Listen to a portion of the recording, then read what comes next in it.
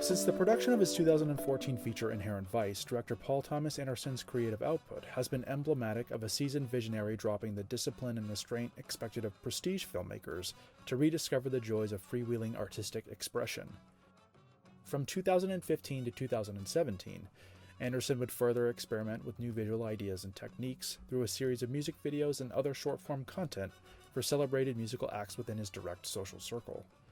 This period would also see his filmmaking travel outside of his native California to the deserts of India, following key collaborator Johnny Greenwood for the 2015 music documentary Junan. When taken together, these projects form a brief, yet distinct phase of Anderson's artistic growth, one acutely focused on how the act of making music can alter the mental states of its practitioners, ultimately creating a transcendent communal experience for anyone and everyone within earshot. When it comes to music videos, Anderson has always been picky about which artists he chooses to collaborate with. Traditionally, the artist in question is either a close friend or lover, like Fiona Apple, or has worked with him on his features in some capacity, like Amy Mann or Michael Penn.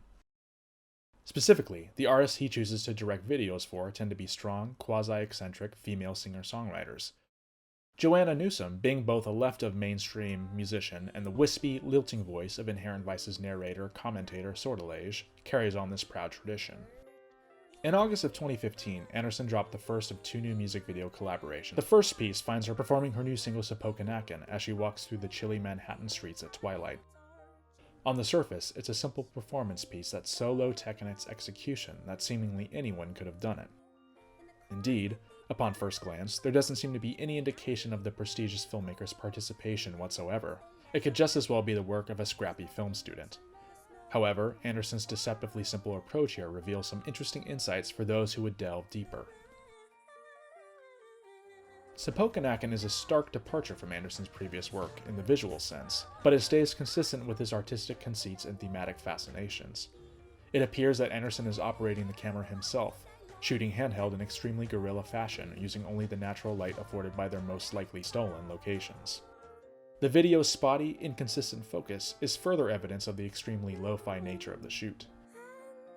Overall, there's a great deal of looseness to Anderson's approach. The piece comes off less like a music video and more like a documentary, very improvisational and naturalistic. Anderson's artistic affection for portraiture dovetails quite nicely with the format of a performance video, allowing Anderson to indulge in compositions that put Newsom's ethereal visage front and center against a twinkling backdrop of fuzzy light orbs. Sapoka Akan is hard to place within Anderson's artistic trajectory, simply because it seems so off-the-cuff and improvisational. Without any further commentary by Anderson or Newsom themselves, it's difficult to tell whether the lo-fi handheld aesthetic was a result of the production's limited shooting circumstances, or if Anderson is moving away from structural formalism in favor of the loose, playful vibe he began exploring in Inherent Vice. Anderson's second video for Newsom, Divers, takes the opposite tack, opting for an ultra-controlled and disciplined execution.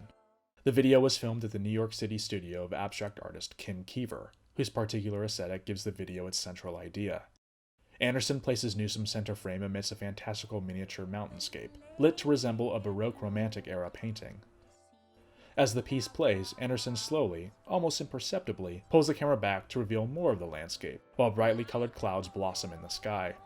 At this point, we realize that the visual trickery is all occurring in camera. Anderson is shooting through the prism of an aquarium, with perfectly still water, and the beautiful, ethereal cloud blooming effect is actually colored sand being poured into it. Anderson's fascination with portraiture informs his choice to focus on the close-up contours of Newsom's facial features, which act as an echo of the mountains that surround her. The decision to use Kiever's expressionistic aesthetic recalls Anderson's collaboration with the late digital artist Jeremy Blake on Punch Drunk Love's painterly interludes, further establishing the director's appreciation for the work of artists across other visual mediums. In keeping with Anderson's lifelong defiance of convention, Divers received an unconventional rollout for a music video. Whereas most are now simply released into the online ether and supported by write-ups from a handful of taste-making music blogs, this particular music video instead premiered in local art house theaters throughout New York City, only making its online debut after a brief period of exclusivity. Reaction to the video was mostly positive, with many lavishing praise on Anderson's stunning visuals and unique approach.